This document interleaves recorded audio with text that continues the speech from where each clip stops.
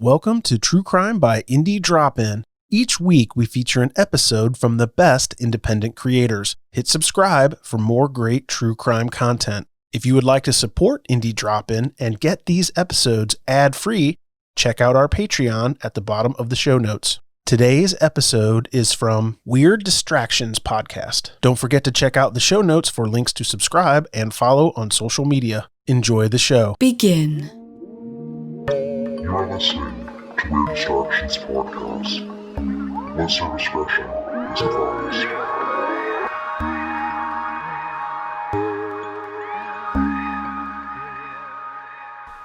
You are listening to Weird Distractions Podcast, a podcast where we tell you stories of true crime, paranormal, and conspiracy theories to bring you a weird distraction to your everyday life.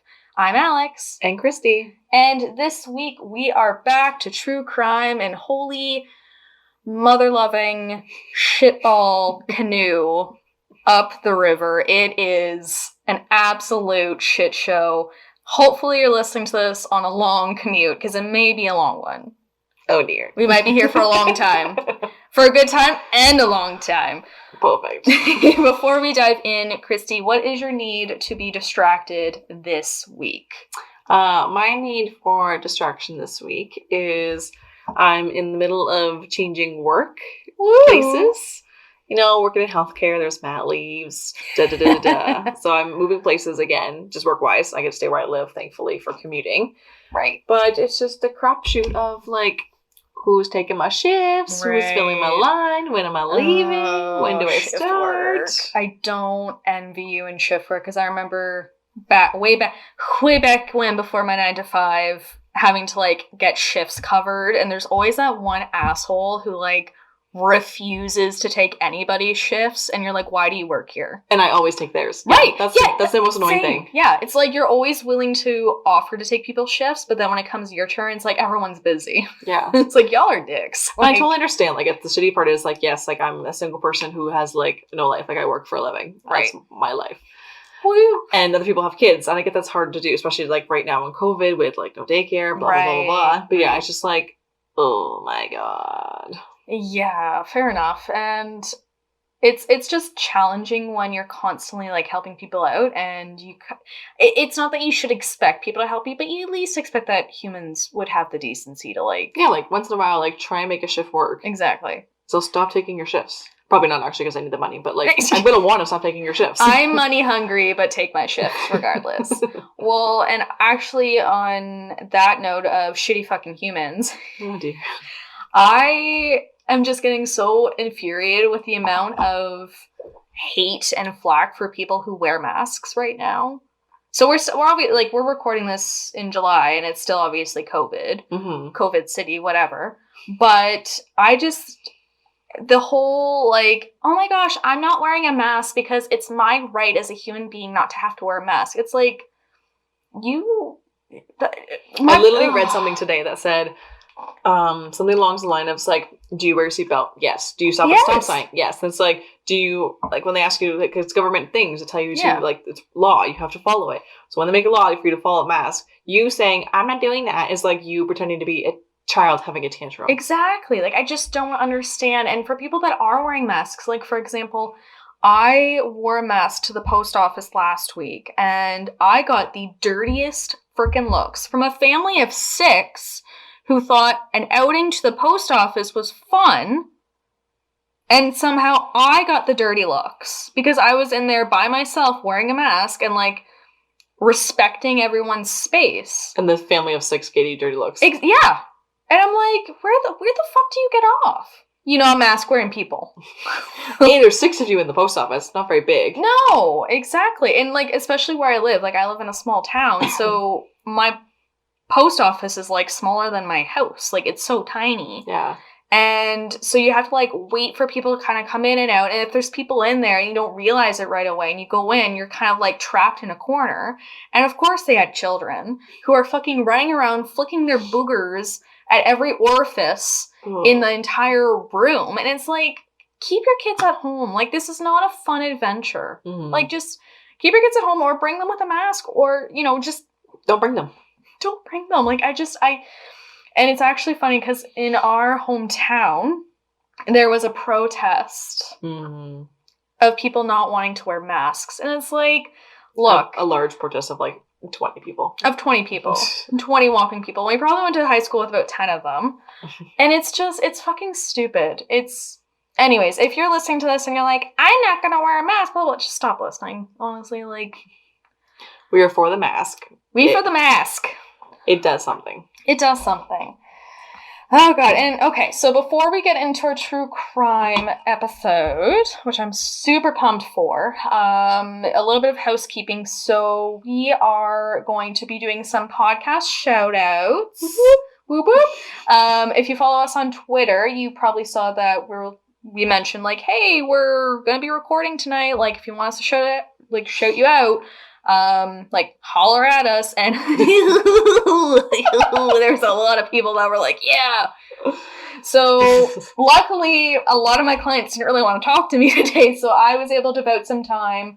And Christy kind of gave me the green light without really knowing what I got us into. But we're going to be talking about some really cool podcasts. Actually, I think there's a blog and an actual network that is in the kind of shout out aspect of things. And eventually we're also going to be including from time to time trailers of other podcasts.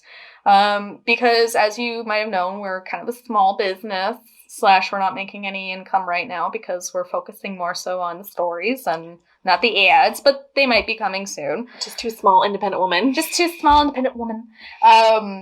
But we want to obviously promote other shows because they're good. I mean, read the bios. I've listened to them. I think you've listened to a couple of them. Like, we want to promote what we think is good / what sounds interesting, what people that are listening to us might be interested in. And yeah. And it's all distractions. Like, we're just giving you a heap ton of juicy, weird, good distractions so that, hey, when you're done this episode, you can hop on over and listen to somebody else. So that will be after the story, after my resources. Stay tuned. And I think without further ado, and before I jump into this doozy of a story, I'm going to take a sip of my vodka drink. Looks like an interesting drink. It's, we're not sponsored by these people, by the way, but if you're listening and you work at Ace Hill, and want to sponsor us, I love your drinks. It's a raspberry vodka soda, and it literally tastes like raspberry jam, but like carbonated. Like sugar? It's not that sugary. No. It's only got 1 gram of sugar. No preservatives, and it's gluten-free. Fancy. Anyways, let's get into it. So, true crime. Had to bring us back to the cults. Because that's where we started. We love a good cult. Episode 16.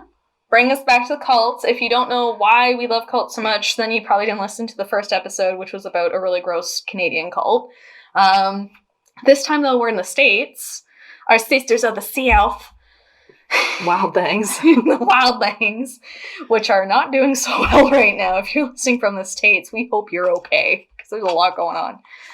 Not even, like, in terms of like the Black Lives Matter thing, like that's everywhere. I haven't looked at the COVID stats lately. Oh my god, I don't want to. Last time I heard it was like the 50,000 one day, and I was like, bye. I'm sorry, but like, I'm not saying this to be mean, but like, please get your shit together because I love going to the States. Like, we went to New Orleans in January, and I want to go back like tomorrow. I'm so glad we went before this all started. Oh my gosh, yes, or else we'd never be able to go. Yeah, but like, I want to come back and visit the States. So like, if y'all could just get your shit together so I can come back and tour around and see some creepy shit, that'd be great. Anyways, so we are talking about the Alamo Christian Foundation, which was started by Tony and Susan Alamo. Sounds very, like, cheery so far. You're gonna take that back soon. So it was actually founded in 1969 by Tony Alamo and one of his wives. We'll get to it. Susan Alamo. Before we kind of actually dive into the cult, we're going to talk a little bit about the history of both the history of Tony and Susan, and then we'll talk about the cult, the upbringing, the golden years and then the downfall, because there's always a downfall. Of course, that's why you're on here. That's why you're on here. That's why it makes it weird, because, well, everything that happens within it just gets really weird and depressing and dark. But that's why we're here. So we're going to start ladies first with Susan. Love a good Susan. Except for this one. Susan was actually born Edith Opal Horn on April 25th, 1925. Making her a Taurus, and she was born in Alamo, Arkansas. And every time I read Arkansas, did you ever watch Vines? Like a few. Okay, so there's this vine, and it's the map of the states, and it's this woman pointing, so she points to Kansas, and she's like, why is this Kansas? And then she points to Arkansas, and she's like, and this isn't Arkansas. Explain to me. Oh my God. Every time I see it, I can't help but laugh. But anyway, so Susan, who I'm not going to call her by her birth name, I'm going to call her Susan. Yeah, where'd you get Susan from? Edith. We'll get to it. She was reportedly known as like a popular social butterfly, like in her youth and as a kid and as a teenager. She was popular. She's the popular girl, but she wasn't like super interested in school. Rebel. And she'd actually be described later on by her daughter, Chris, as, this is a direct quote, she was beautiful in the weirdest way. Not like... That's a great compliment. Not like you would look at her and go, wow, a striking beauty. But when she walked into a room, she had so much command that people stopped talking. So she was confident? I feel like that's more confidence than like beauty in a weird way. Okay. Well, like, I'll have to show you a picture after, because I don't have one on me handy, but she wasn't like, she's not ugly, but like, to me, I looked at her and I was like, like, I mean, I don't know, it was the confidence. Okay. So Susan dreamed of being a famous actress and leaving her small town of Alma. However, love intervened. Ooh. In 1939, at the ripe age of 14, she married a 17-year-old classmate. She had ripe age of 14? Ripe age of 14. Oh, dear. Did you think I said rape age? No. Because I heard 14, and I was like, ripe age of 14. Yeah. So... in 1939, she marries her classmate, as you do on the playground, duh. And that following year, so 1940, they had their first child. Fast forward to 1941, the marriage broke down in divorce. No wonder. So we got one marriage down for Susan. Susan then rekindled her previous dream of becoming famous, so she ditched her family and her newborn son, left Arkansas, and moved to California. Is that very maternal? Yeah, no. When she arrived in California, she changed her name from Edith Horn to Susan Fleetwood and would try acting. Once again, I don't know why Susan per se. I think it was just more maybe of like a common name, like a more popular, stage name. Well, more of a popular name than Edith. Because I don't know any famous Ediths. No. I can't recall any famous Susans right now either. No. But like, C'est la vie, who knows? That's not the proper way to say C'est la vie, but anyways. So obviously at this point in time, like, she's 16. She just moved to California. She literally ditched Alma, Arkansas, and everything that was there. Mm-hmm. Doesn't have a shit ton of money. Like, no, she's got no money. She also didn't have much experience in acting or, like, any prospects. She picked a great career. She just went for it. Okay. She would only really kind of do some small local gigs at local bars. Like, she wouldn't... What would you do at a bar for acting? I don't know, like stand-up or improv? It's like comedy? Yeah. Okay.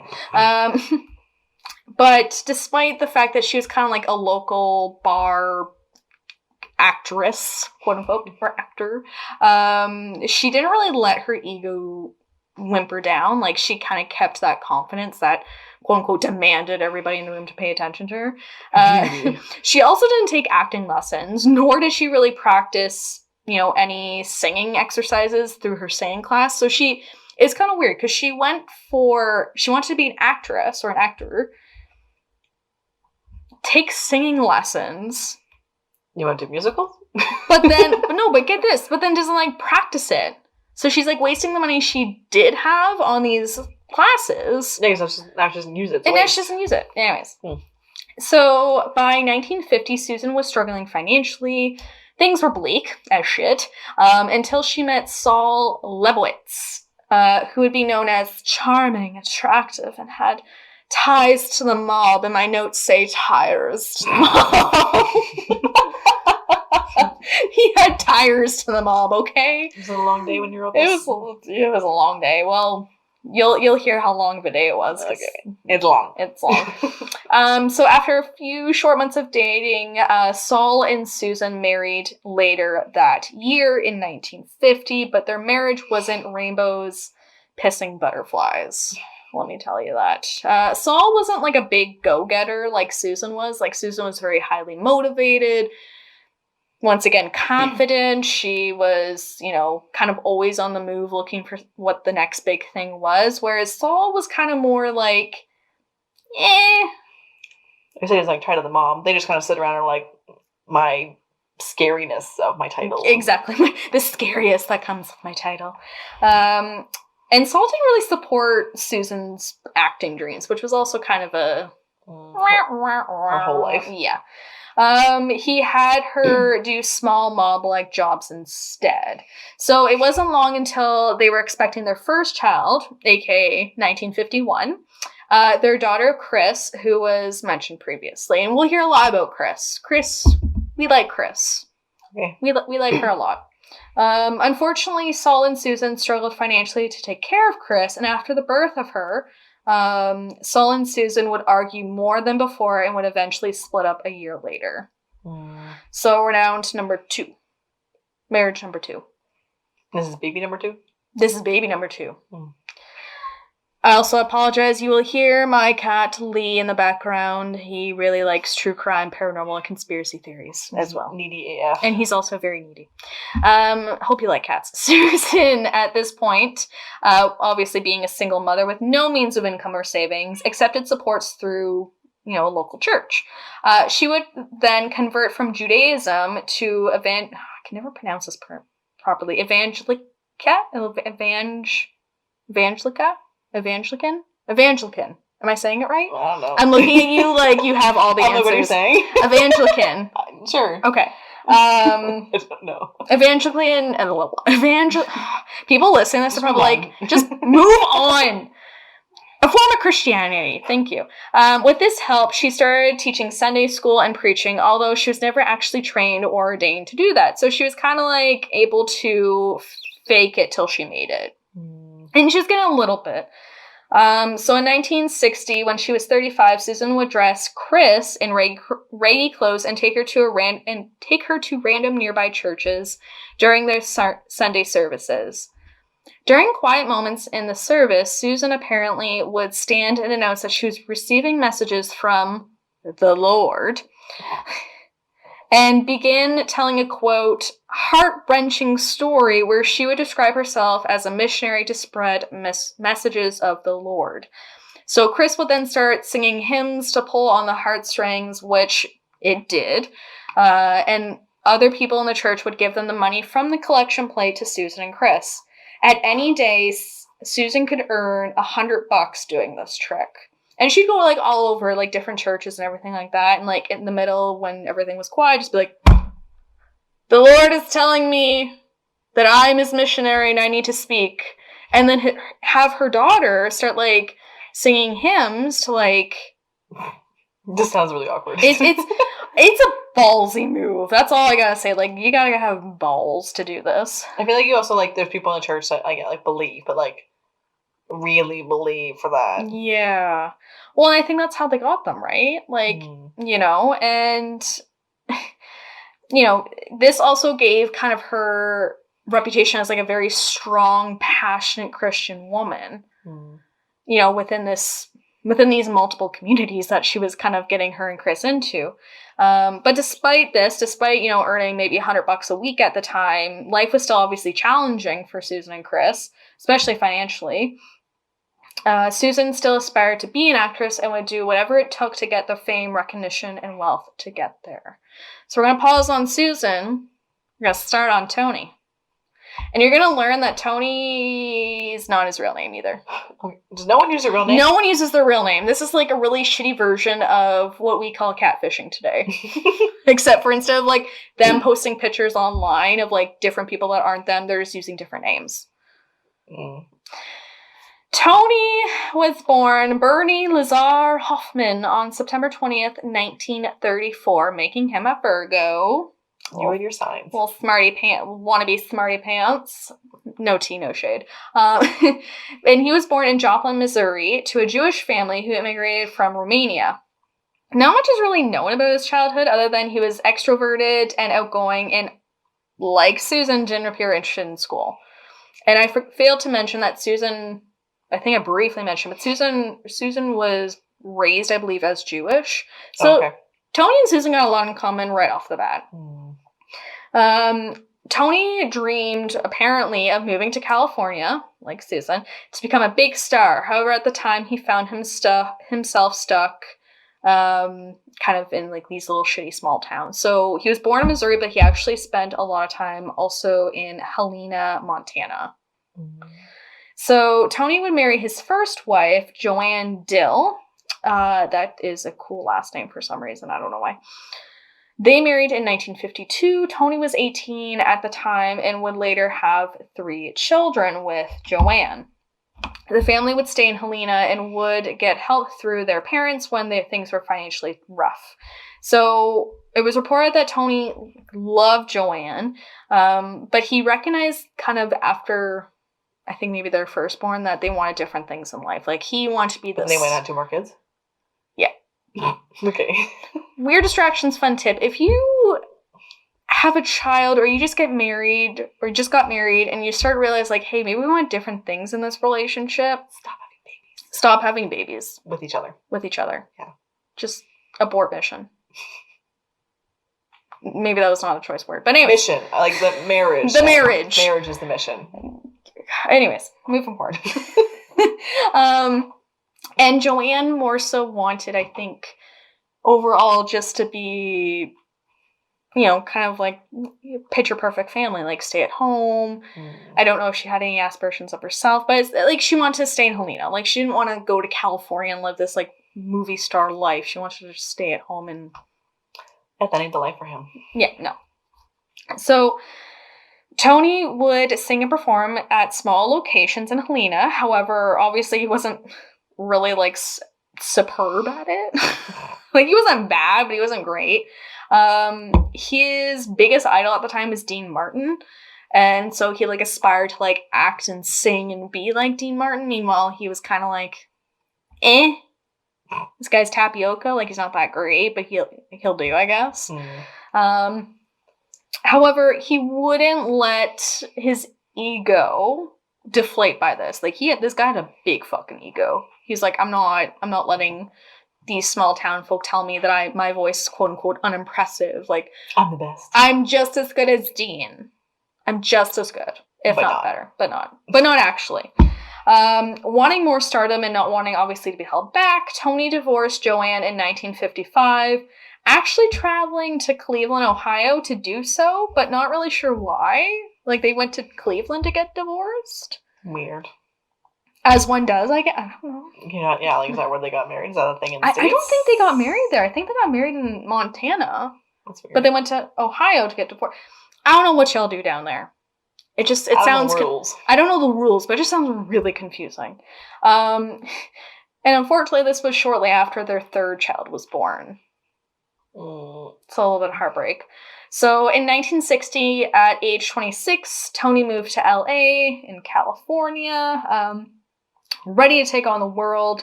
Tony would change his name at this point from Bernie to Marcus, then to Mark Hoffman, before finally choosing Tony Alamo.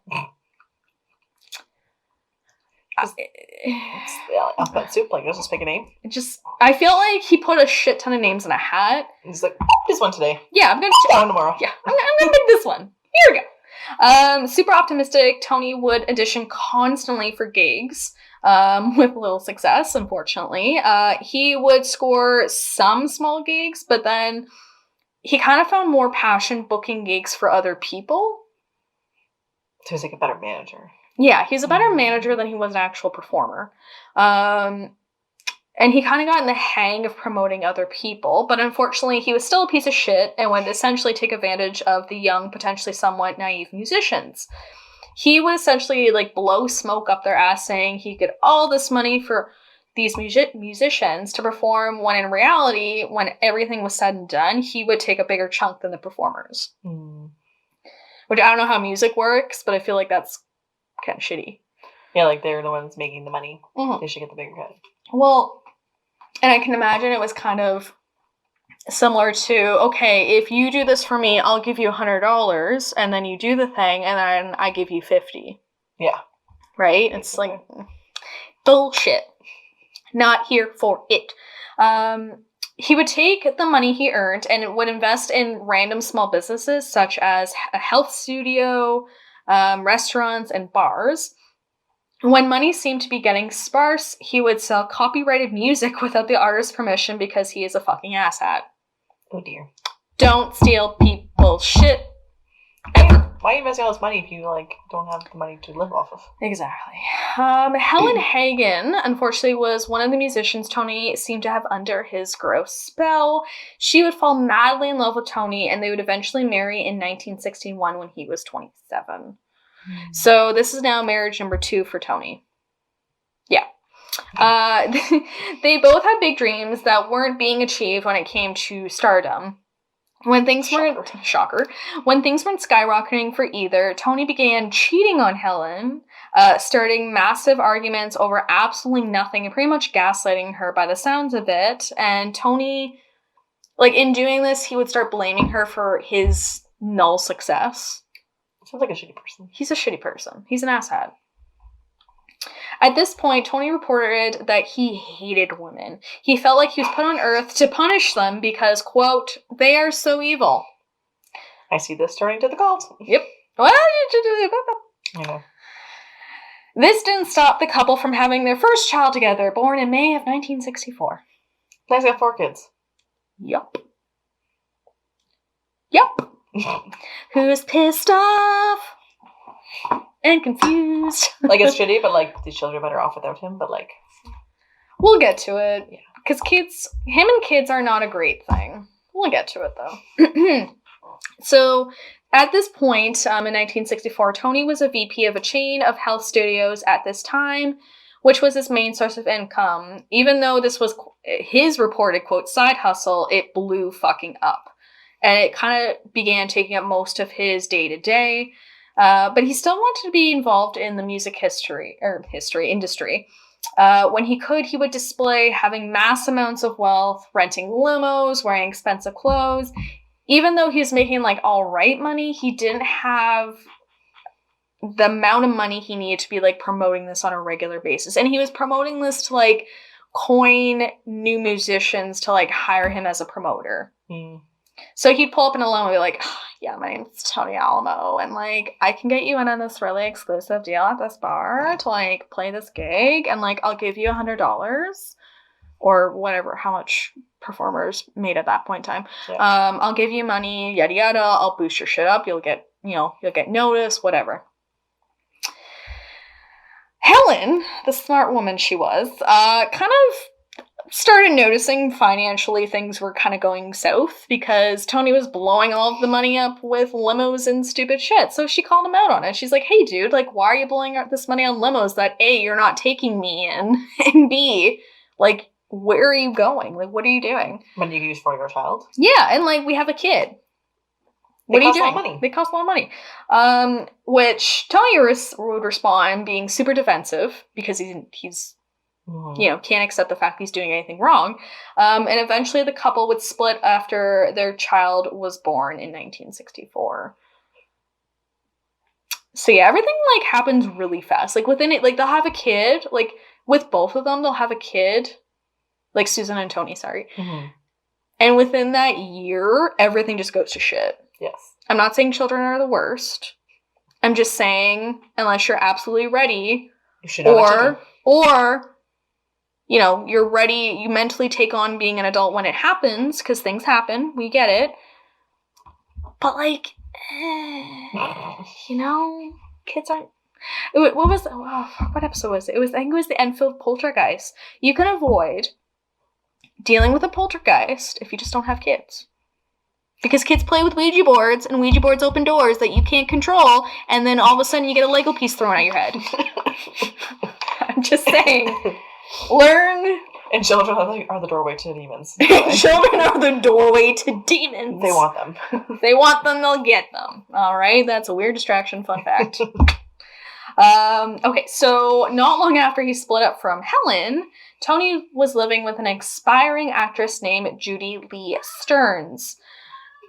Sorry, my cat apparently doesn't like Judy. Yeah, no, he's not a fan of it. Anyways, Judy, not long after they began living together, became pregnant with his 5th child. So now we're at where's the protected sex? I'm just saying. It's the 60s. Who, you know, it was... It's called pulling out method. Anyway, so at this point, the health studios were taking kind of some financial blows with that and having to support his children financially. Money was tight. But Tony didn't sweat it, because Tony's got resources up his wahoo. He would go bar hopping every single night, or any night he could, to find new, young, hot talent. To get a wife number, whatever. Yeah. Tony's accountant was hitting Tony up on the phone daily as Tony's finances were a fucking mess. Like, they were just all over the place. But, of course, Tony, being more than just a neglectful father, also ignored the calls from his accountant. One day in 1964, Tony was on his way to an investment firm to ask for money so he could fund a new campaign of new musicians that obviously, he couldn't afford on his own. Tony arrived and waited for his appointment at the firm, probably prepping to deal with having to basically grovel for money, as, you know... One does when they fuck up. One does when they have constant fuck-ups and, you know, just can't get it together. So, picture this. Picture a guy in a waiting room at a firm, waiting, and then all of a sudden the investors come, they go to greet him. You don't know what Tony looks like. Google him. I'm not going to do the work for you. So Tony gets up, but he realizes that as soon as he tries to say something, nothing comes out. Yeah. Okay. His vision became dim and he felt off, and he couldn't hear any sounds around him. Did he have a stroke? Tony would share the following experience, and this is a quote taken from the Cults podcast. I heard a voice that came down from every direction. It was all around me. It was going through every fiber of my being. The voice said, I am the Lord, thy God. Stand up on your feet and tell the people in this room that Jesus Christ is coming back to earth, or thou shalt surely die. Okay, Susan. At this point, it was obvious that no one else heard the voice. It was just Tony just, like, struggling to get his... He's, like, having, like, what looks like as, like, what's the word? Non-vocal or, like, He's having, like, almost seizure. It's, like, almost like an outer body experience that no one else is experiencing. It's like he took the pot brownies before everyone else did. Like, somebody in the firm put out these brownies, and he took one. He's like, oh, cool, thanks. I'll sit here and eat this. And then someone from the back there was like, don't give him the brownies. Those ones are for my grandma. Shit. So, Tony's, like, talking to God at this point, and... The people were like, what the fuck? Yeah, Tony was able to say, like, hey, I don't feel good, but before he could actually finish this sentence, he was forced back into his seat by a, quote, unknown power, before hearing the voice say again, stand up on your feet and tell the people that Jesus Christ is coming back, or thou shalt surely die. That's aggressive. Tony tried to stand again, feeling dizzy. because that's what pop brownies do to you. At this point, everyone in the building had eyes on Tony, obvious fuckenly. Like, They're like, what's up with this? This guy's sketchy-ass dude? struggling hard. He slowly started to feel a bit calmer. I guess he reportedly looked around and said, I know you won't believe me, but God is telling me to tell you that Jesus Christ is coming back to earth. And they're like, bye. Sir, the door is behind you. Yeah. The room of people stared at him, probably not knowing like how the fuck to respond at this point. They're like, ugh. Like, okay. In which the loud voice came forward again to Tony and reportedly said, is that the best you can do? Oh my god. Tony was scared. Because he was raised Jewish, right? Yeah. So he's just like, he didn't know shit about Jesus. So he did the only thing he knew how to do, which was put on a show. Your eyes, I don't think, can roll any farther back to your head. No. Tony asked everyone to, quote, drop to their knees and give up their evil ways. He yelled for everyone in the room to repent.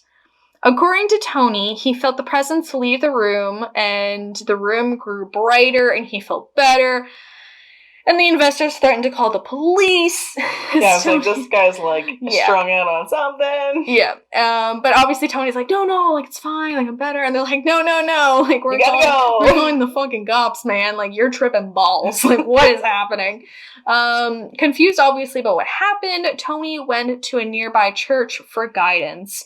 Over the course of the next week, Tony went to every Christian church he knew to ask about what the Lord had kind of said to him.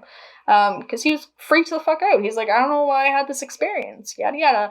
And to be fair, like, I don't think he was into drugs or even drinking. Yeah. We're just having some giggles and shits and giggles. That's what other people think. That's what I would have thought. That's the first thought I would think. That's not to be rude, but I'd be like, dude, that guy's tripping hard on some gummies. Because we live in a drug-infested area. But, so Tony was trying to figure out, like, what was going on. And he was going to churches, which I feel like... Let me guess, he runs into Susan. She has a little blah blah. Not there yet. I'm trying to jump the gun. You're jumping the gun.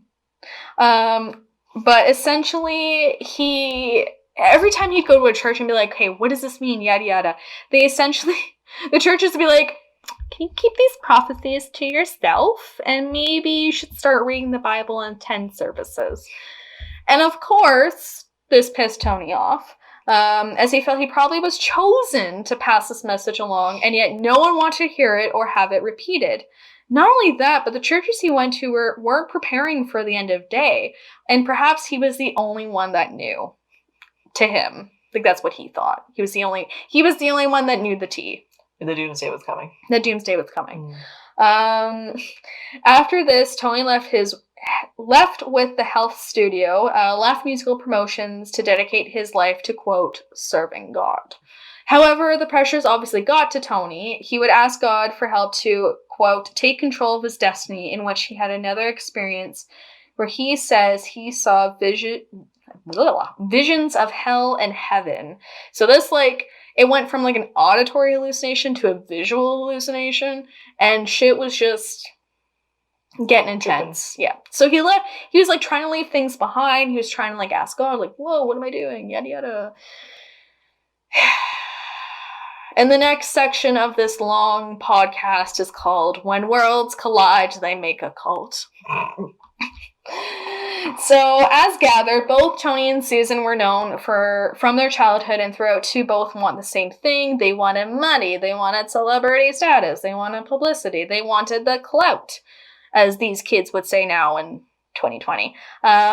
Another thing in common that they had was they were both married more than once. I don't know if y'all are keeping track, but Susan would be married a total of 3 times. And I'm kind of jumping the gun a bit, but Tony's going to get married a lot more than Susan. Oh, dear.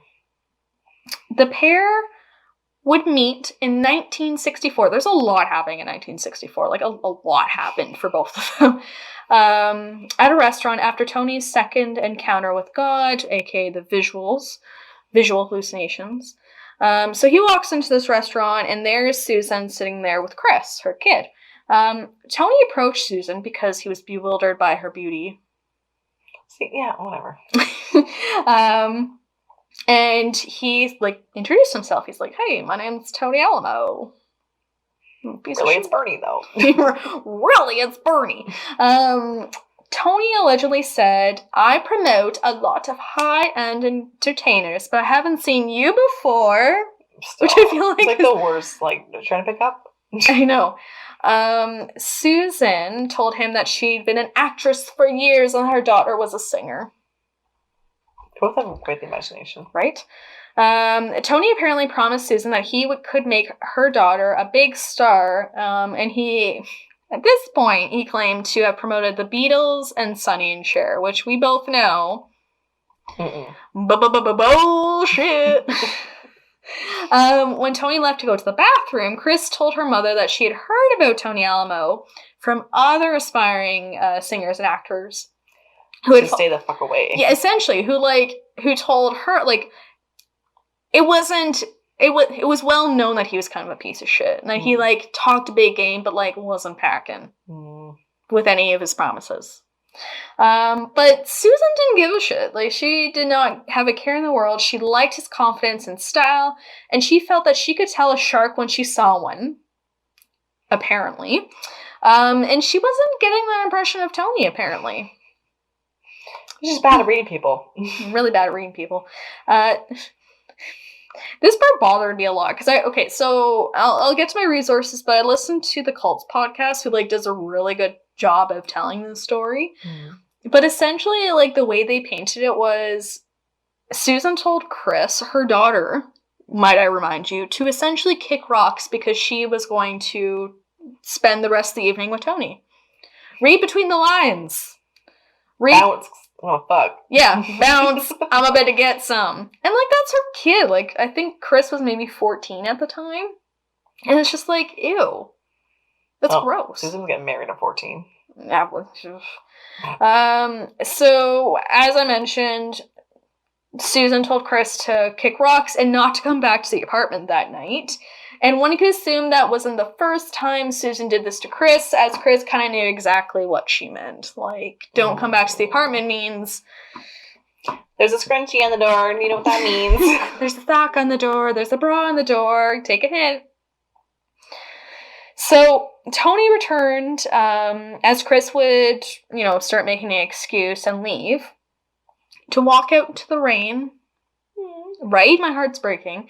As the door closed behind her, she watched her mom get closer to Tony at the bar.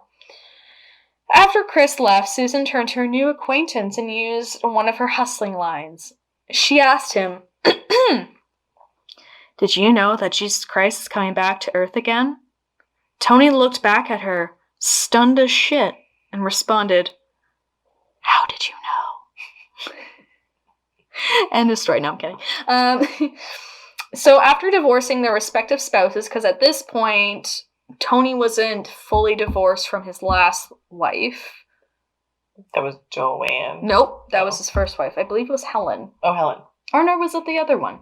I don't know. I can't keep fucking track. And I don't want to look too far in my notes because I'm going to get lost. But essentially, they both made sure they're well and divorced. And they started, seeing each other. And they started hanging out. They started talking about the good word of God. And essentially how, the end of day was coming. Doomsday fling. Okay, it was Judy that Tony divorced. I'm sorry, I did have it in my notes. Here's a J. So, after divorcing their respective spouses, and after Tony left his newborn son with Judy Horn, not Judy Horn. Judy. Horn and Hoffman married in 1966 in a Las Vegas ceremony, legally changing their names to Tony and Susan Alamo. The newlyweds spent most of their time reading the Bible together and talking about their dreams of stardom. While he seemed happy and spiritually fulfilled, his business prospects were running dry as break. Everyone knows he's a POS. Well, he's a POS and he's not paying attention to, what's new and what's hot in the talent department. He's too busy writing Bibles with Susan. Yeah, exactly. Tony attempted to kind of kickstart things though, taking on new musician clients, but struggled to make any deals as word about the incident that happened at the investment firm went around town like wildfire. Because of this, Tony didn't really have much else other than investing more time in Susan's ministry scams. With this, he started helping Susan with preaching and started reaching out and recruiting kids on the street, asking them to turn over their items, quote, to be saved. This doesn't sound good. No, it's not. Around this time was the end of the hippie movement, and people seemed to be struggling for purpose. There was a reported increase in homelessness and drug use around the time as well. Susan and Tony would bring the kids in, offering meals and shelter, as well as converting them to their belief that the world was coming to an end and that Jesus Christ was coming back to earth, making a comeback. I feel like their situation just happened to fall right at the right decade. Exactly. The right moment in time. Exactly. So the shelter and meals, though, that Tony and Susan were offering weren't actually free. Oh. And I feel like when I say kids, I mean also adults too. I feel like it was a wide range. Yeah, a wide range of people. Any money that any of these people had, they'd give to Tony and Susan. So a lot of them were on disability, a pension, they're getting kind of welfare, whatever. They would give all of their money to Tony and Susan with promise that they would be protected once the end of time comes, that they'd be saved. Oh dear. Yeah.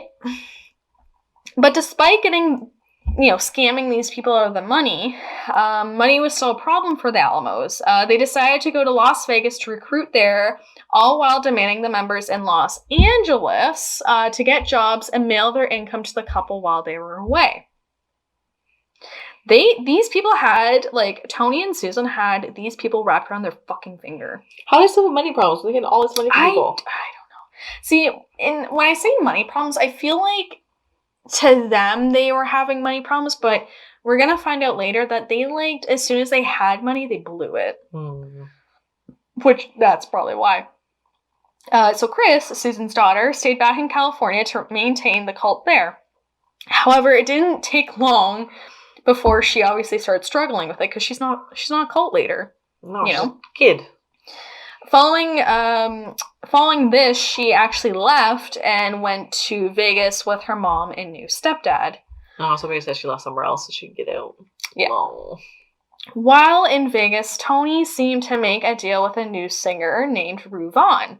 Not RuPaul, Rue Vaughn. During this time of seemingly success in Vegas, Tony began acting strange when Chris was around, and things escalated. I'm giving you the look. I see the look. Trigger warning. I know. It's gonna get all rapey. It gets all rapey. It was reported that one day when Susan was out of their Vegas apartment, 32-year-old Tony sexually assaulted Chris, who was 16 at the time. Susan walked in during the assault, and instead of believing her daughter, she believed that Chris was at fault and that she was, quote, after her man.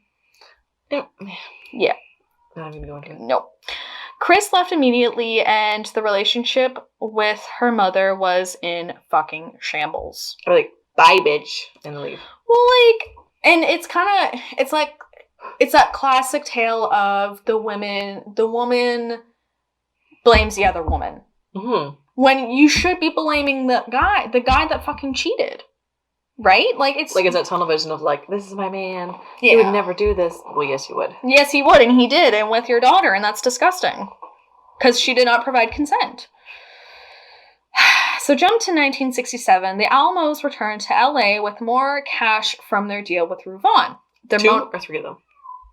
Two of them. So yeah. Tony and Susan. So Chris left. I feel like she went back to LA on her own, but Susan and Tony came back a little bit after she fled Las Vegas. So they moved back to LA. They have this money from Rue Vaughn. The money that they did have was for the promotion to promote Rouvon. Apologize again, my cat is just not happy with this story whatsoever. However, instead of using the money to promote Rouvon, they used it to buy jewelry, luxury clothing, and just pissed it down the drain. Shortly after returning back to LA, Susan reached out to Chris to offer to have lunch. Chris was obviously kind of like, you kind of accused me of trying to steal your new husband / he raped me, if you couldn't remember. See? Yeah, and not only that, but like, what the fuck? Like, you picked me over him. But at the time, Chris was also financially struggling. Like, she was having a hard time making ends meet. So she's like, okay, it's a free meal. Maybe mom and I can rekindle things, whatever. So they get together for lunch, but the invite, when it was offered, didn't mention that Tony was coming. And of course, because Susan's shady, Tony was there. Bitch back. So the three of them were, meeting up together for lunch, and Chris would report later that they came to lunch, like Susan and Tony dressed to the nines. Like, they were, like, wearing all this, like, expensive clothing, this, that, and the other. And Chris was like, who'd you kill to get this shit? Like, what are you doing? And essentially that's where we find out that Susan told Chris that she and Tony had scammed Rouvon through lying about the cost of the bookings while only paying the singer a small fraction of what they actually received. So once again, it's another, if you do this gig, I'm going to pay you $100, but then the gig happens like, you know what, with all the expenses, like, we're only going to give you this. Or, they promised $100, meanwhile, Susan and Tony got like $1,500. Do you know what I mean? Yeah. So, Susan told Chris she forgave her for the incident. Right? And due to the financial hardship, Chris moved back in with Tony and Susan at the time. Bye. So Susan was like, I forgive you for sleeping with my husband, and I'd really like for you to move back in with us. And I feel like if that happened to me and that was my mother, I'd be like, I would rather struggle than move in with you. And I feel like, well, that's the thing too. Like, I'd be homeless. It's hard because I feel like Susan gaslighted and manipulated the shit out of Chris for so many years and like used her to her financial advantage that it was probably just like she's brainwashed. Well, brainwashed, and it was super challenging for her probably to make it on her own. With, her mom kind of having like the master plan of how to scam all these people from the churches and what have you, right? So, yeah. Anyways, it didn't take long for Rouvon to figure out the scam, and it didn't take long for the Alamos to piss away the money, obviously. The Alamos turned back to their ministry to try and restart their income, because Rouvon essentially said, kick rocks, you scammers. And they're like, well, that was like our main source of income, I guess. Now we're going to have to promote the ministry aspect things more. Yeah. So while they were gone in Las Vegas, though, some of the members from the LA part of things departed, so their numbers had dwindled. Tony and Susan became aggressive in recruiting new people, including Chris's friends and Chris's boyfriend, Ed. It was reported by Chris later on that Susan was so convincing that she had Ed, quote, praying for forgiveness in under 10 minutes. Someone's fucking naive. Well, I think maybe a bit of naiveness, but also, like, that's kind of how convincing and confident Susan was. I guess so. Her confident beauty. Her confident beauty. The Alamos would hold service twice a day in their apartment. Tony would play hymns before Susan would do an hour-long preach session, which sounds like too long. Way too long. And it mostly talked about like the Armageddon and like end of day, yada yada. Susan reportedly shared that people needed to, quote, to be saved by drugs and mainstream religions, and that these saved individuals would be saved by the raptures, and Susan would then go on to threaten new potential people that if they didn't abide by what Tony and Susan were saying, they'd go to hell. I mean, in retrospect, probably better than what's about to happen. After the service, the Alamos would present dumpster-found food offerings as a way to hook hungry people in. Like, they would dumpster dive before people came over and be like, oh, score, found one croissant, and then offer it for dinner. Yum! Yum! Love me some dumpster croissants. Soggy AF. Oh, God, now I want to throw up. I want a croissant now. I actually want a croissant. We might need to make a snack trip after this. Susan further would try and hook people by driving their fears up, obviously, because how do you convince people to do something? You fucking make Scare them just shitless. You scare them shitless. She would start by pointing out the increasing pollution around Los Angeles as, you know, one aspect of the end of days coming because there's so much pollution. And not only that, but the threat of earthquakes, and use the current war in Vietnam as a way to be like, hey, the world's ending. The world's ending. People in Nam are dying, and there's earthquakes, which is kind of common in Los Angeles, I feel like. Mm-hmm. And always has been because of just the area. I'm no scientist, but I hear things. What's that, like the fault line or something? I don't know. I have no idea what you just said. I watch all those movies about that, and I'm like, sure, that's what causes it. Tanner and I watched Dante's Peak a couple weekends ago. Oh, gosh. It's okay. Pierce Brosnan, though. Like, I just have to say. Anyways, back to the cults, because we still got a lot to dive into. So, in the cult podcast, it was quoted, 30 minutes with Susan could turn the most carefree kid into a worried bundle of nerves, willing to pay any price for safety and salvation. What a charmer. What a charmer.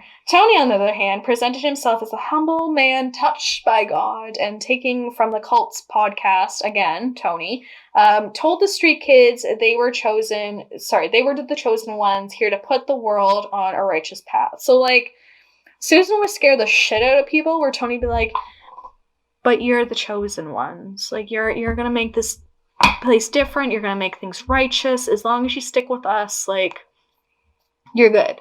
I also have, like, a thought, not a thought, like, just a mood towards this, because, like, not that, like, nothing against people that believe, but, like, I'm atheist, I don't believe in anything. So it's just, like, now it's like, I don't understand. I understand. I feel like it was a different time, too, right? Like, now we're so much more well aware of cults, whereas back in the 60s, like, we'll get to it. I'm not trying to spoil the future, but, like, there's an infamous cult mentioned in this one that was going around in the 60s, especially in California, that, like, really scared the crap out of people. And this isn't kind of more so where we hear more about cults, but, like, I think Roterio was back in the 60s, 70s, and 80s. But, like, now it's just, like, anytime someone's like, oh, do you want to join this group? Blah, blah, it's like, no, it sounds like a cult. Back then, they'd be like, oh, yeah, sure, like, I'm looking for salvation. Right? Like, today it's like, here's my period scheme, that's my cult. Here's my MLM. If you spend $80 now, you could be a boss babe by the end of the week. Fake news. So, in 1968, the couple had approximately 50 followers, and there appeared to be more strict scheduling put into place with the followers, or for the followers. Micromanaging begun happening with the followers to the point where they were in fear of doing anything as it may lead to some form of consequence, or their work for salvation was thrown out the window.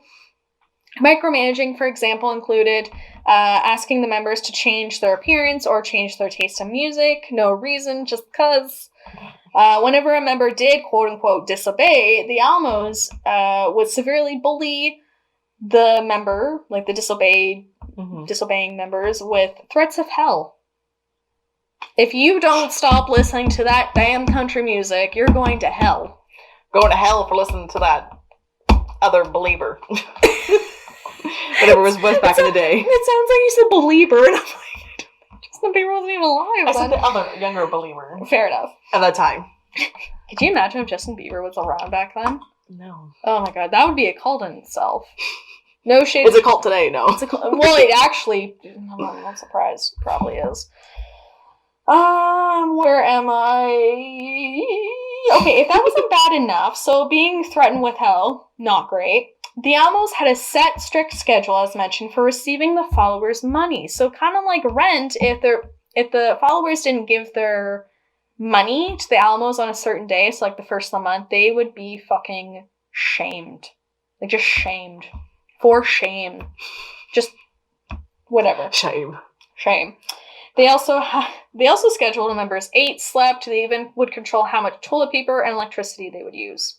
I would not last long because I'd be out and I got IBS. So like, like I need a whole roll of TP. I sometimes might need a whole roll, or sometimes I just need to sit there for a bit to work things out. They're supplying probiotics. Yeah, they probably limit the probiotics, which I would not do well with.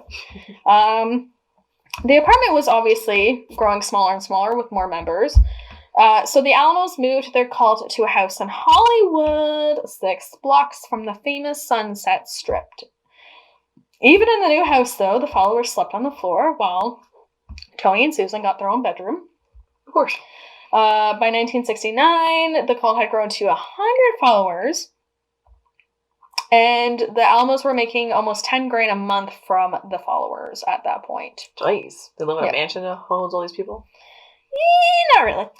Later in 1969, they filed documentation to legally make the Alamo Christian Foundation a real thing. It would be noted that throughout all of this, Tony and Susan made sure that their followers knew that where they stood ahead of the cult, and that overall they stood only second to God. And the followers would refer to them as Elder Tony and Elder Susan, which if you ever call me Elder Alex, I will not be happy about it. Nope. I'm old, but I'm not that old. I'm elderly. Ironically enough, the cult would actually profit off the Manson family murders in 1969. Ooh, famous mention of another cult within another cult story. Oh my gosh, it's like an Easter egg. Just kidding. We don't have the Manson murders scheduled anytime soon. I don't know if I want to cover it at all, to be honest. It's just so overdone. Mm-hmm. But the reason why the Alamo Christian Foundation would profit off the Manson family murder, or the Manson cult, whatever you want to call them. I forget the other. Helter Skelter. The Alamos would buy a bus or reportedly painted doomsday messages on the side of the bus saying things such as, "The world is coming to an end. Are you ready to meet God?" You can't see it, but I just did a dramatic neck roll to look at Christy. "Are you ready to meet God?" And I rolled my eyes. On weekends, the Alamos would shove their young followers into the bus and camp out in different church parking lots where they would apparently hold homemade signs and aggressively pitch the foundation to passersby on their way into the churches. From the Cult podcast, in the words of Susan's daughter Chris, Chris apparently said they delivered the message that about look at this, we brought this bunch of crazy kids. I'm keeping them from becoming Charles Manson, and keeping them from cutting your throat. I brought them to the Lord. Which is just a statement.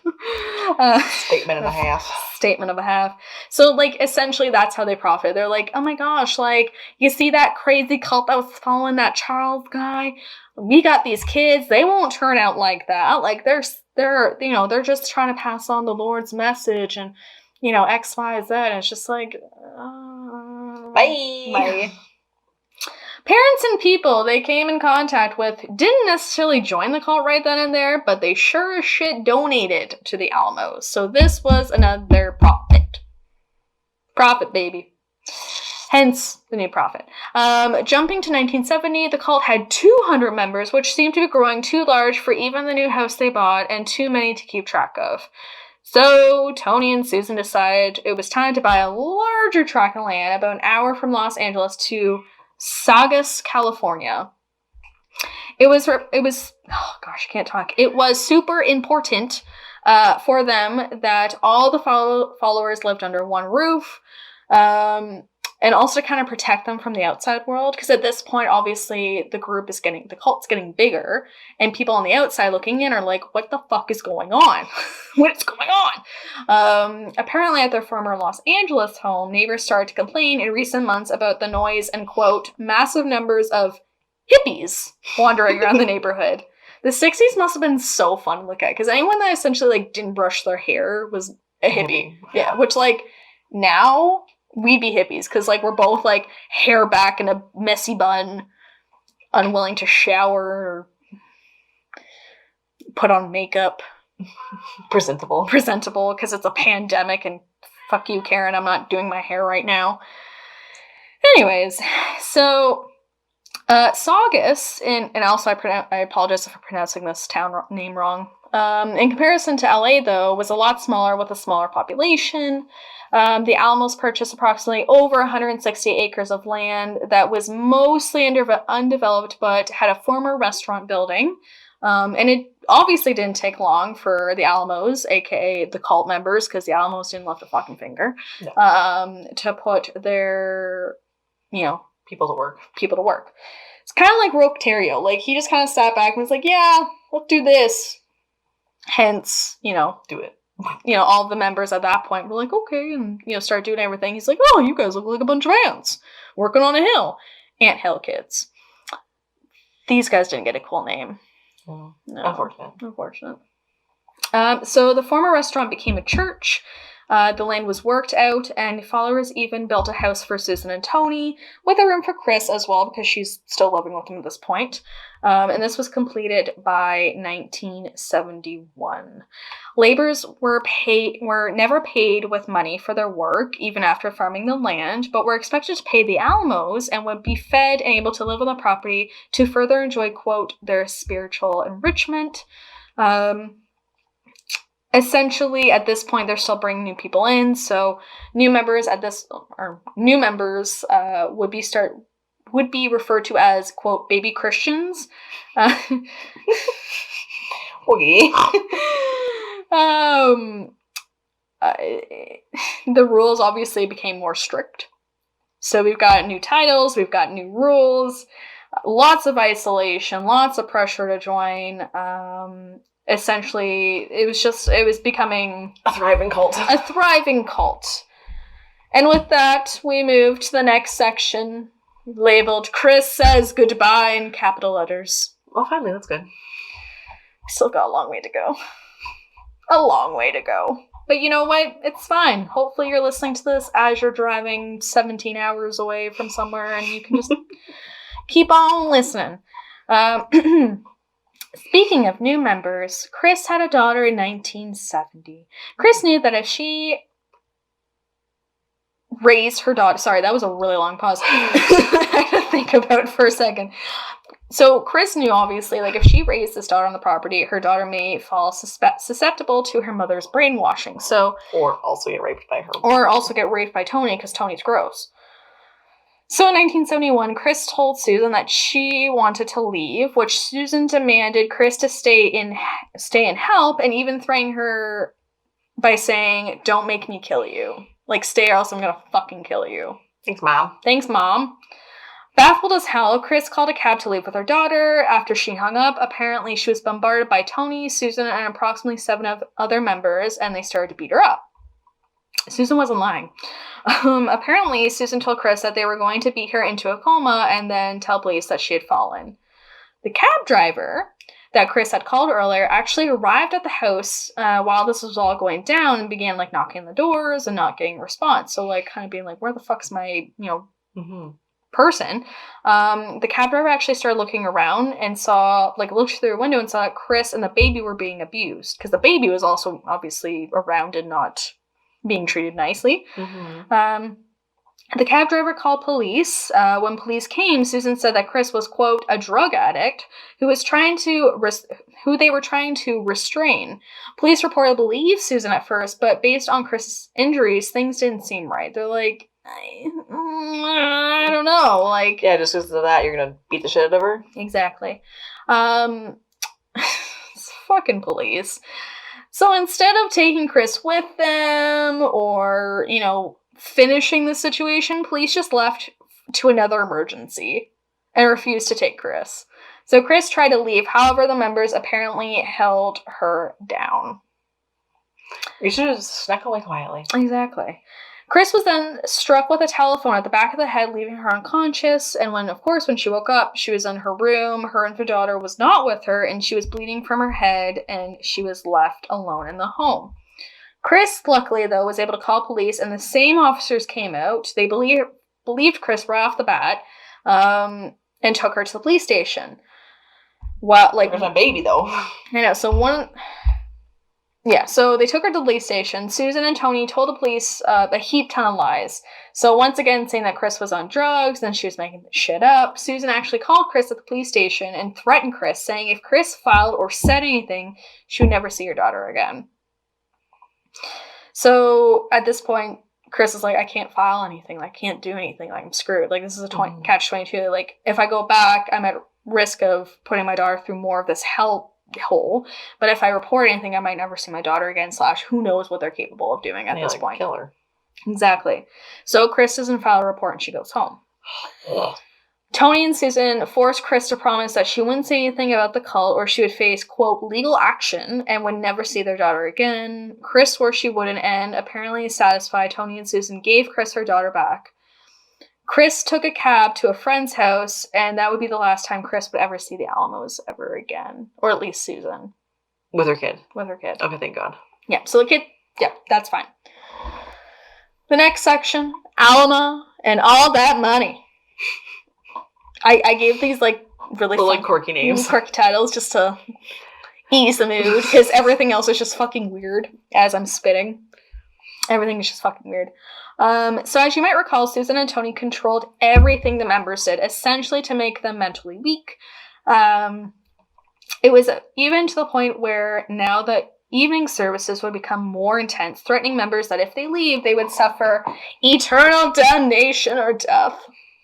I felt like I sounded like Ozzy Osbourne for a second there. I can't do it. Never mind. JK. The land they lived on was fenced in and patrolled around the clock. Punishments.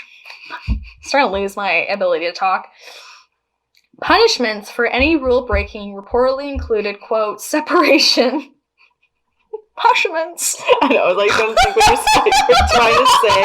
Like the punishment. I was like, oh dear.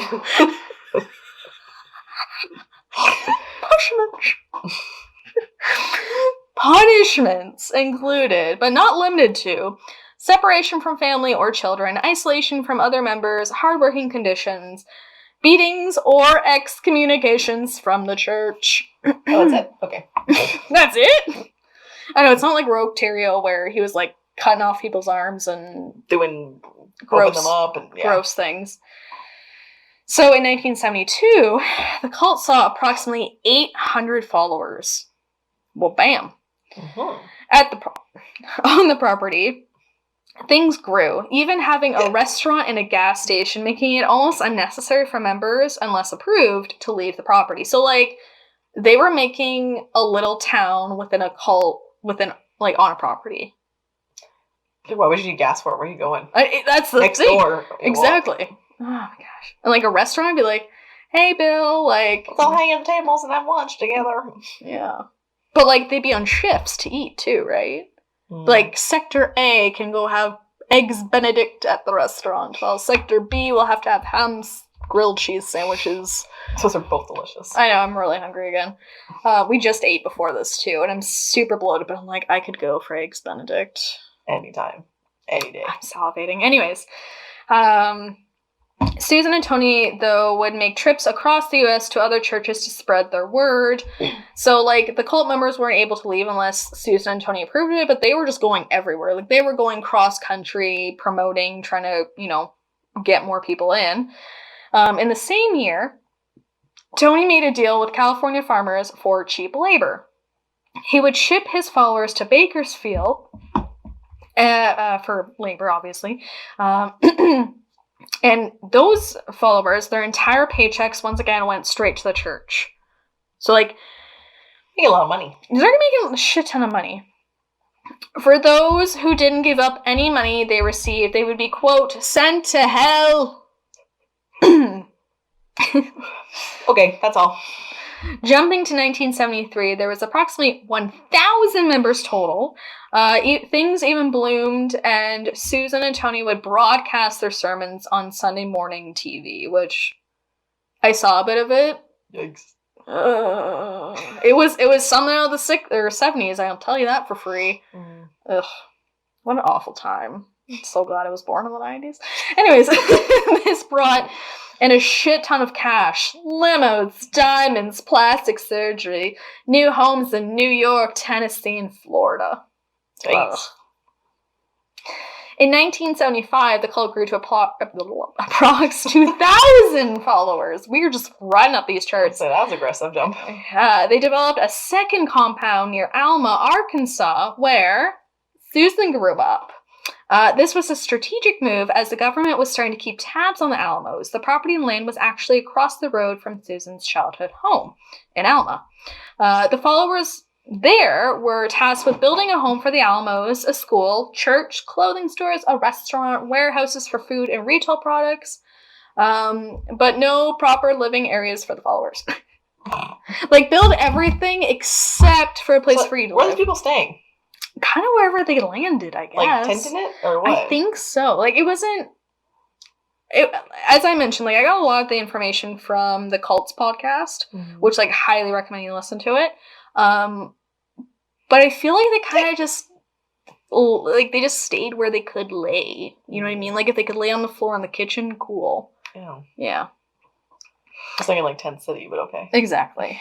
Things would actually halt, though, in 1976 when the U.S. Department of Labor sued the Alamo Christian Foundation for reportedly not following the Fair Standards Act.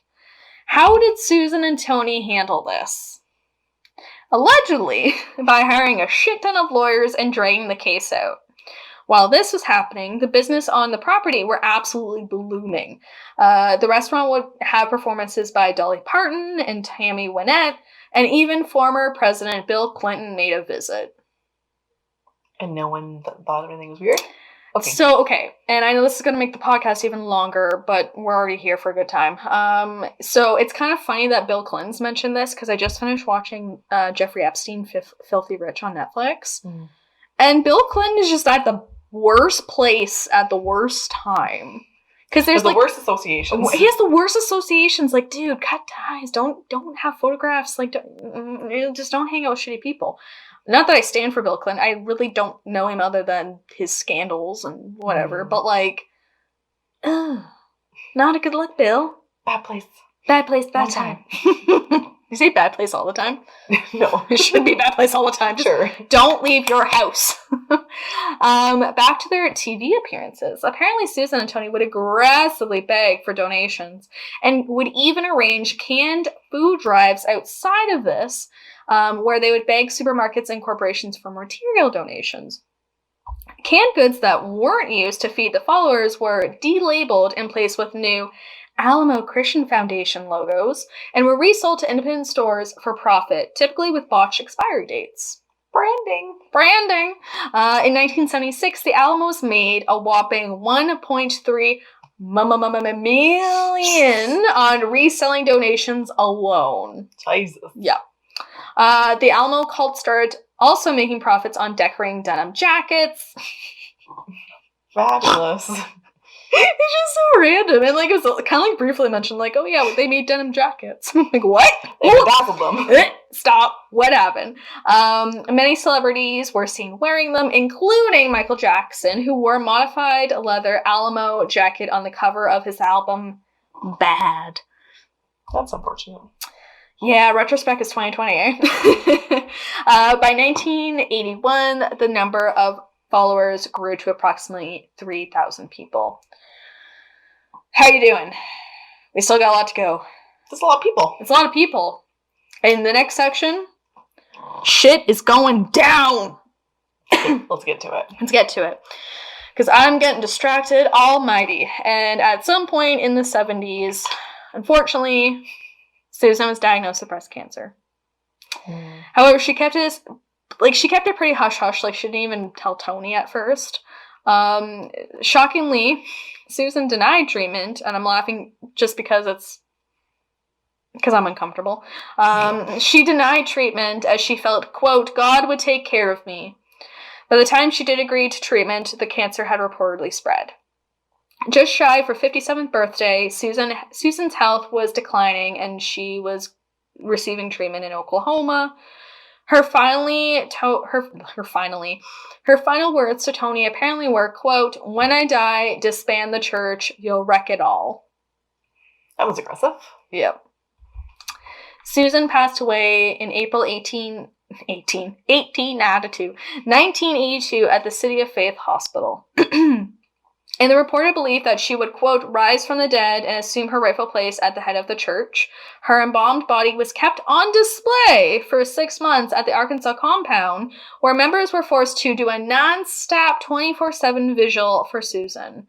When Susan obviously didn't come back to life, Tony blamed, the members. He blamed the members and society and the media as they, quote, "weren't right with God." After the 6-month vigil, Tony ordered a marble mausoleum for her coffin, noting to his members that she would come back as long as the members, quote, "kept their faith." This would be the end of the Alamo Christian Foundation Corporation. Dun, dun, dun. And replaced with the Music Square Church. What the fuck? In an attempt to A, remove himself from Susan's work, and by him I mean Tony, and B, tax exemptions. We're excited for tax exemptions. Just kidding. Pay your taxes, do your taxes. In 1984, Tony decided it was time to move on from Susan, and he met Birgetta. I hope she picks a new name. Excuse me. Birgetta was a clothing store owner who he married that year, but things weren't loving and carefree for the newlyweds. Apparently, no one could live up to Susan's standards, and Tony would take his frustrations out on Birgetta, and with the members watching at all times. Also, I apologize if I'm pronouncing her name wrong. I could have sworn I looked it up and it was Birgetta. It's Burgetta. Birgetta. Okay. Forget about it. I'm uncomfortable. Tony even forced Birgetta to have plastic surgery in order to, quote, look more like Susan. Well, Needless to say, Birgetta divorced Tony in 1985, and as she walked out, she said, "Boy, bye." Shocker. Yeah. Because you fucked. You fucked. The U.S. Supreme Court also nailed the church that same year with a guilty verdict of the previous labor charge, and the church reportedly owed at least $50 million in back wages to the members. The tax exemption piece for the new church was also stripped. They're like, no, absolutely not. You're paying your taxes. But of course, Tony reportedly still wouldn't pay his followers, even though he had to. Yeah. If you thought Tony was done at the altar, you'd be wrong. He would marry a fellow member named Elizabeth. Elizabeth's ex-husband, who is not an Alamo member, noticed a huge shift in their two children. They apparently hated going back to compound. I'm thinking of food. So Elizabeth's husband sued for custody and won. Not long after, Elizabeth filed for divorce in 1987. Tony didn't stop on the marriage train, though. Toot toot. Married another member named Diana. They married a few months after his divorce from Elizabeth. And in case you're wondering, wow, this is really weird. Was there kids on the compound? You bet there was. There was a lot of kids. And a lot of people. A lot of people. And unfortunately, the kids would be punished and treated absolutely poorly, even if they were caught, quote, out of line, including, being forced to fast their meals, whippings, private and public beatings. At one point, Tony was actually charged with criminal charges after one of the boys was publicly beaten with a paddle so bad that his rear end bled for days. Oh. I know. The father, a former member, was successful in removing his son from the compound. Charging Tony was one thing, but finding him was another. Because don't forget, he's got, there's, I think, 2 compounds and, a shit ton of properties, all over the country. He did a lot of investing. He did a lot of investing, and he did a lot of moving around. So during this point, Tony was hiding in the Las Vegas. He was in the Las Vegas. He was hiding in Las Vegas and busy getting married to another woman by the name of Sharon. Lucky number Sharon. I don't know what number it is now. The police may have had difficulty finding Tony, but the IRS wasn't letting him go. They filed a reported $8 million worth of liens on Tony's properties, and would actually confiscate film and raided a warehouse where they confiscated the film. Sorry, my notes were a little backwards there. Tony would lie to his members, saying that the devil had something to do with it. Isn't that always the case? And the IRS were trying to take them down for essentially doing, quote, God's work. Things were heating up, though, and Tony had the compound in Arkansas evacuated, even giving his inner circle instructions to have Susan's coffin moved to a storage unit, which they did. Getting a bit stir-crazy in Las Vegas, Tony and his inner circle would go to Tampa. Sorry, huge stutter there. However, he was not susceptible to the, quote, Florida man flu, which I didn't make up, but yeah. Anyways, he essentially became batshit crazy, which, like, no tea to Florida, but, like, y'all do some weird shit down there. We see you. We're picking up what you're doing. It's weird. We like it, but, like, y'all okay? Tony was becoming reportedly irrational. He issued a public statement threatening to kidnap a justice, which you don't do. And this justice apparently found him guilty of the labor charges and stated he would, quote, bring him to Alamo court before God. He's like, you can't sue me. I'll sue you in my court in front of God. And it's like, my make-believe court. Dude, you should not. Well, and at this point, too, he was trying to hide. Yeah. So he was that irrational that he said, fuck it, I'm going to go on TV and, like, threaten. Follow the justice. Yeah, threaten to kidnap a justice and then put him in a separate court to, quote, sue him. Tony, man. Rookie mistake. This probably had the opposite effect of what Tony was hoping to, as police obviously stepped up their game and would eventually follow one of Tony's members directly to Tony.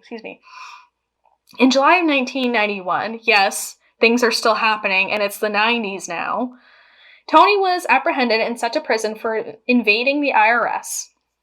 Tony's lawyers were apparently able to get him out with just fines. However, the previous criminal charges from assaulting the boy were still pending.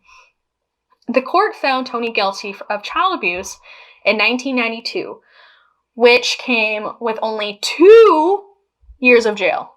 That's it? Yeah, I literally put eye roll beside it, because I'm like, only two fucking years. So you don't pay millions in fines, or millions before taxes, and you get fines, a couple fines, and now you get 2 years for abuse. Of a child. Justice system. I was going to say. Anyways, however, Tony, like Ted Bundy, can't just go to jail. He evaded California authorities, which was allowed by a warrant. Which was followed by a warrant. Sorry, it wasn't allowed by a warrant. It was followed by a warrant. So essentially, he didn't jump out of like a court library like Bundy did, but he just was like, nah, I'm not going to court, or I'm not going to jail, and just left. Stupid Ben. Stupid. The IRS wasn't done with Tony either, as they filed charges against Tony as he failed to file his income taxes. Do your taxes! They will find you.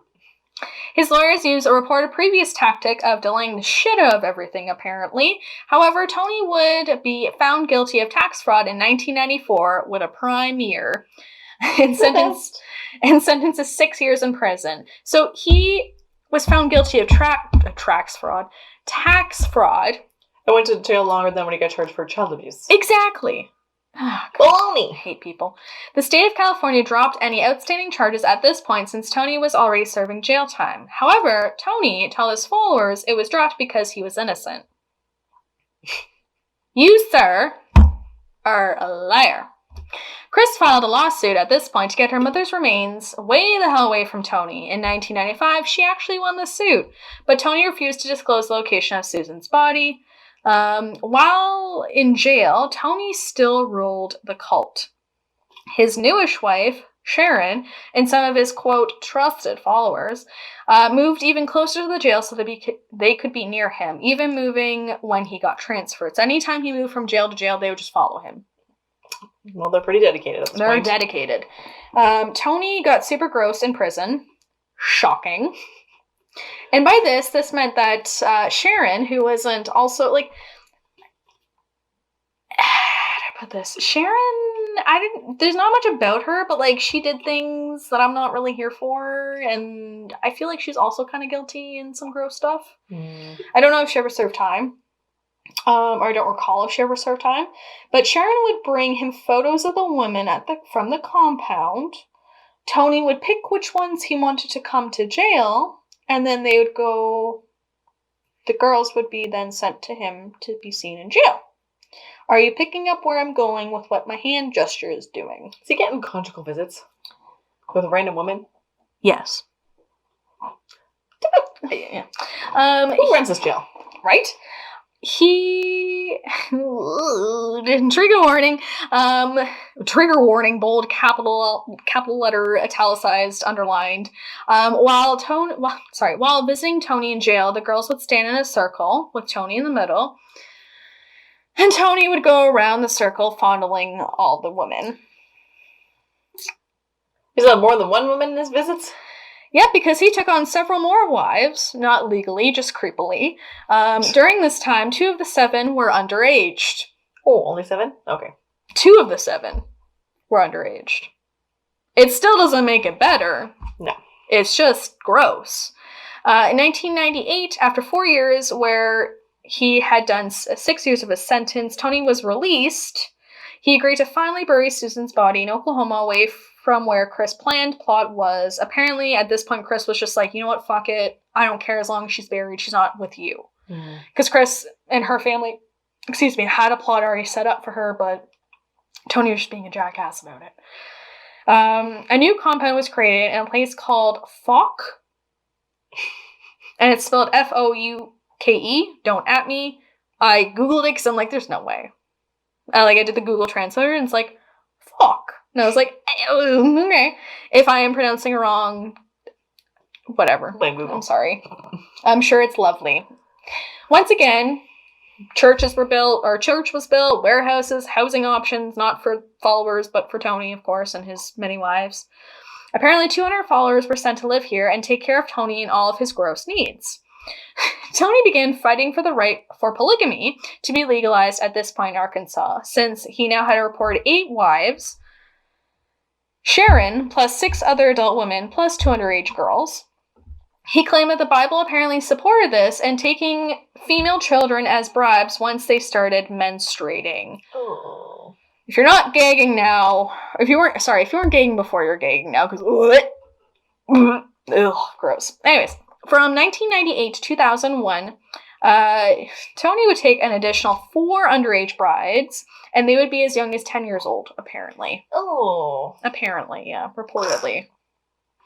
His, quote, brides were to be offering 24 care services, working in shifts. So most of these women believed Tony was some sort of prophet, but obviously feared him since he was an abusive piece of shit. But Tony would begin to have other members abuse his wives or other women for him to, quote, keep his hands clean. What Dude, piece of shit? like, your hands are already so fucking filthy, I don't know if you can, you might as well chop them off at this point. There's no... Anyways. One of Tony's punishments was called the House of Scorn, where he would isolate the women and make them fast. He would just not feed them. He would have 4 of his adult wives partake in abusing the younger wives with a wooden paddle from time to time as well. Apparently, a woman by the name of Brenda found out every manipulative, awful thing Tony was doing, and in 2001, she was able to escape and go to Arkansas police. Can we just give, Thank God somebody did. Thank you, Brenda. Someone came to their senses.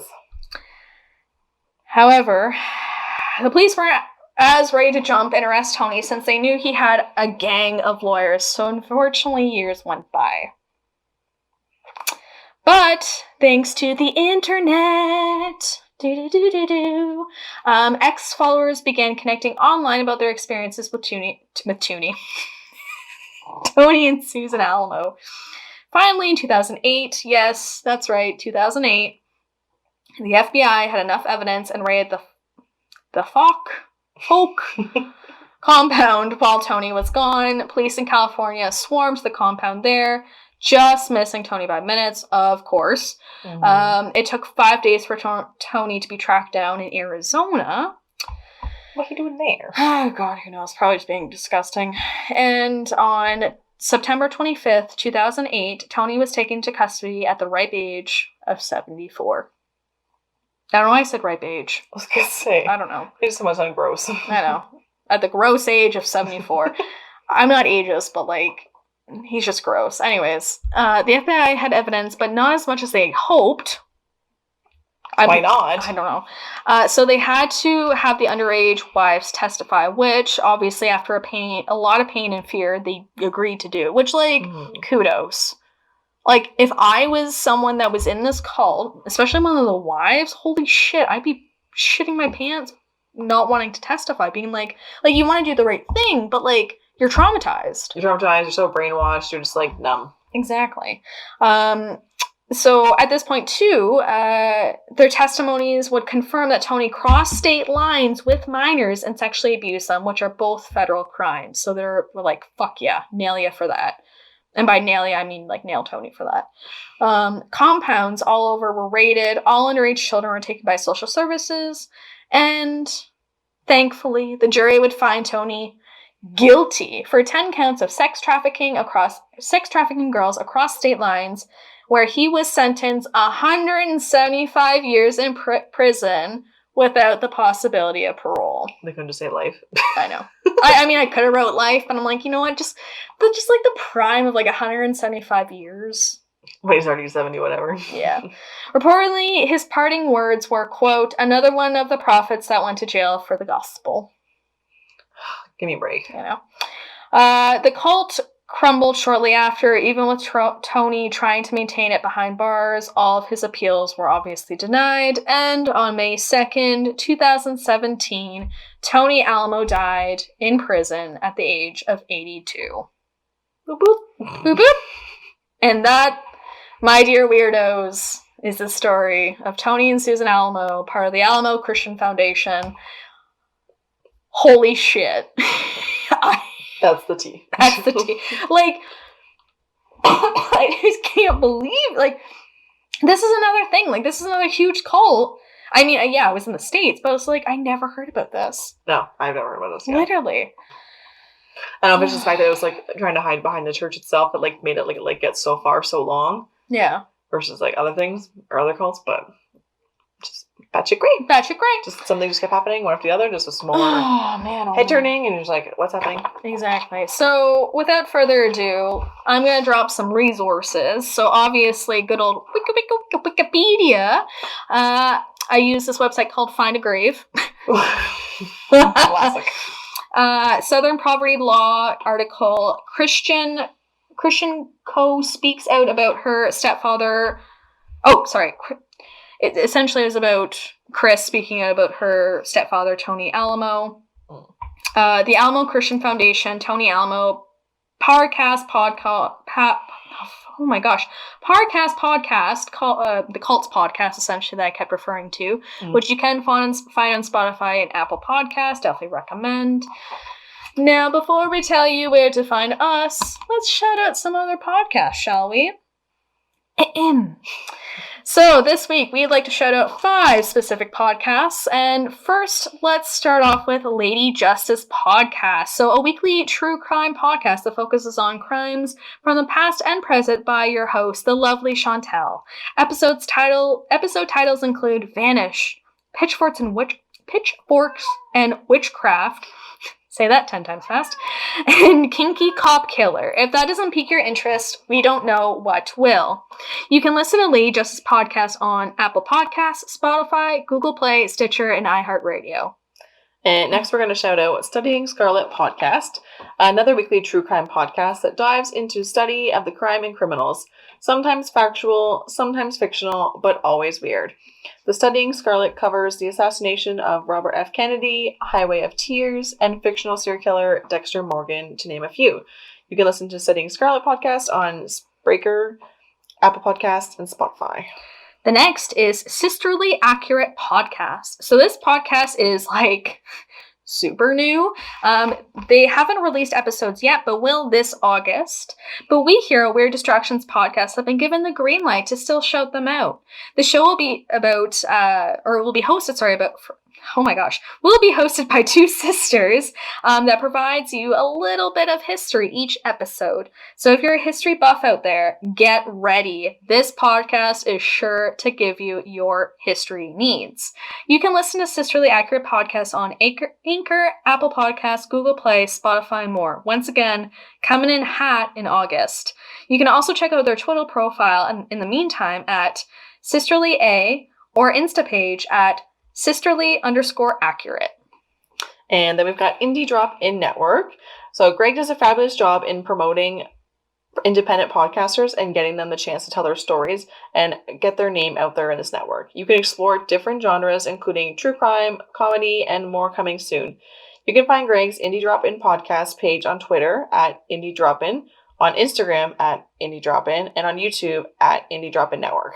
And finally, our fifth shout out of the day is Evidence of a True Crime, a new true crime podcast that explores cases from all over the world, both solved and unsolved. Evidence of a True Crime will also be launching a new monthly series for families who are seeking justice. You can listen to the show on Spotify, Apple Podcasts, Stitcher, Google Podcasts, Podchaser, Castbox, iHeartRadio, Podbean, Pocket Casts, and more. Now, Christy, tell these fine weirdos where they can hit us up and find us. Yeah, I'm going to shout out ourselves now. You can find us on, obviously, Anchor, Spotify, Apple Podcasts. Please go on, write a review, 5 stars. 5 stars. That would be great. Google Podcast, Breaker, Radio Public, Overcast, Pocket Cast, and on Good Pods. You can email us any suggestions or stories or just anything in general that you want at WeirdDistractionsPodcast@outlook.com. You can tweet us on Twitter at WeirdDistractI1 and hit us up on our Insta page at Weird Distractions Pod, please. And once again, thank you for listening. Thank you for following. Thank you for your support. We appreciate it. We love you. We enjoy you. We want to drown you with our weird distractions because we're just so appreciative of your support. And we are appreciative of our continuous followers and listening to all the plays of every new episode. Exactly. And I think that's it. I think so. Yeah. So instead of, what was that? Punish? I forget the joke now.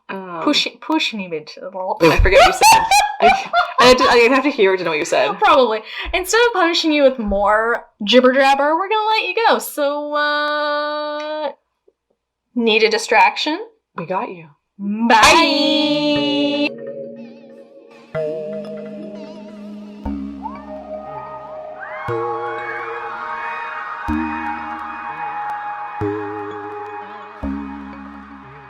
Thanks again for listening to True Crime by Indie Drop-In. If you would like your show featured, reach out to us at Indie Drop-In on all social media or go to indiedropin.com. See you next time.